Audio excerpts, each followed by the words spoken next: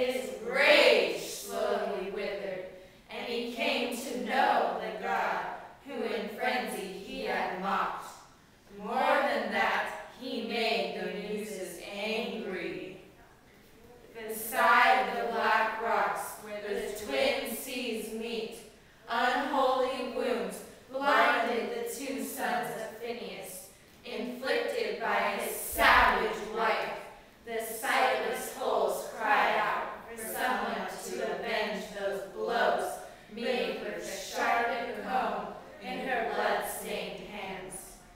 They wept, lamenting their suffering, sons of a mother whose marriage had gone wrong, and yet she was the offspring of an ancient family, raised far away in caves, a girl who raced with horses across steep hills, a child of the gods. But she too, my child, suffered much from the immortal fates.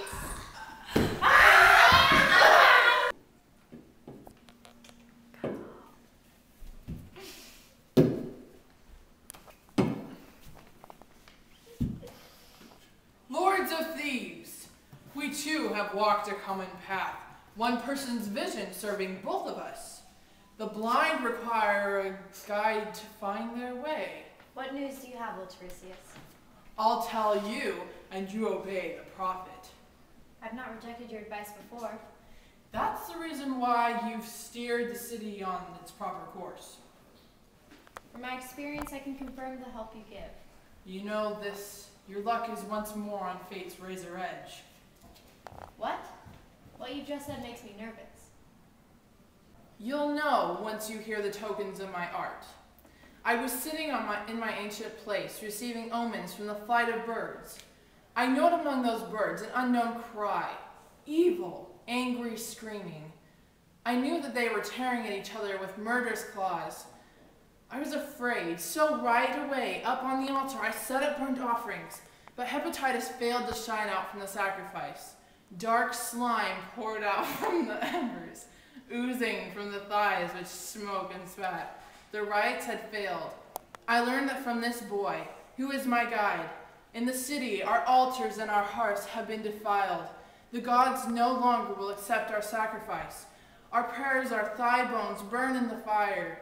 No bird will shriek out a clear sign to us, for they have gorged themselves on fat and blood from the man who's dead. Consider this, my son.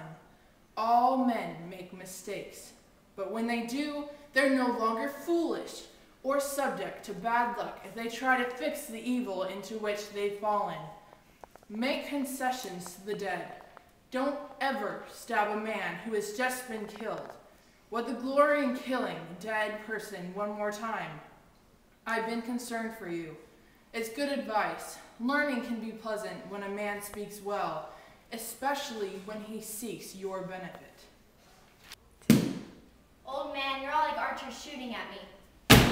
For you all have now become your target. Even prophets have been aiming at me. If Zeus's eagle should choose to seize his festering body and take it up right to the throne of Zeus, not even then would I, in trembling fear of some defilement, permit that corpse a burial. For I know well enough that no man has the power to pollute the gods.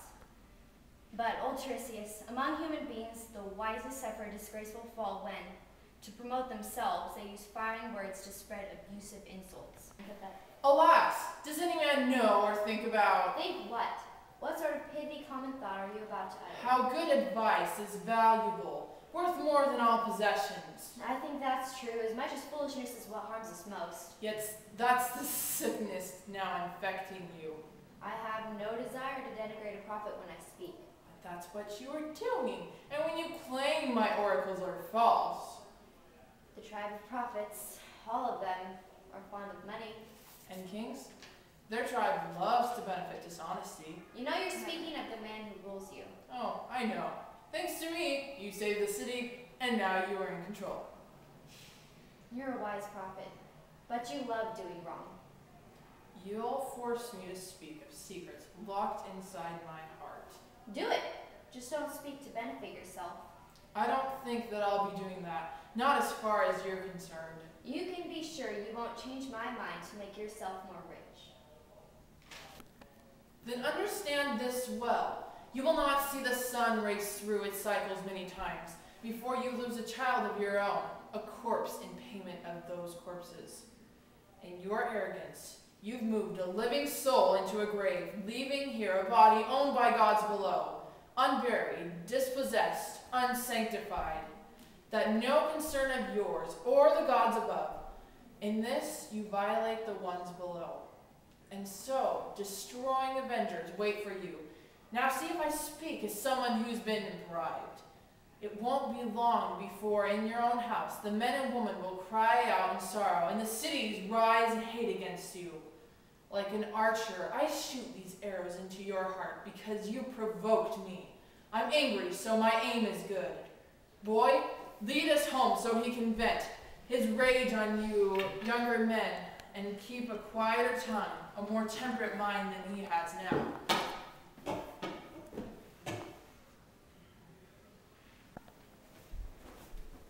My lord, such dreadful prophecies, and now he's gone. Since my hair changed color from black to white, I know here in the city he's never uttered a false prophecy. I know that too, and it disturbs my mind. It's dreadful to give way, but to resist and let destruction hammer down my spirit, that's a fearful option too. Son Minocus, you need to listen to good advice. Tell me what to do. Speak up. I'll do it. Go and release the girl from her rock tomb, then prepare a grave for that unburied corpse. This is your advice? You think I should concede? Yes, my lord, as fast as possible. Swift-footed injuries sent from the gods hack down those who act imprudently. Alas, it's difficult. But I'll give up. I'll not do what I'd set my heart upon. It's not right to fight against necessity. Go now and get this done. Don't give the work to other men to do. I'll go just as I am. Come, you servants, each and every one of you. Come on. Bring axes with you. Go there quickly, up to the higher ground. I've changed my mind. Since I'm the one who tied her up, I'll go and set her free myself. Now I'm afraid. Until one dies, the best thing well may be to follow our established laws.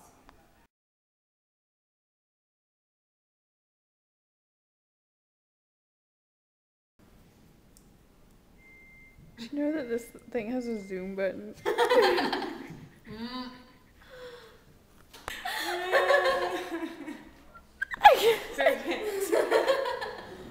Okay. How do you open it? Did I show you? Oh no!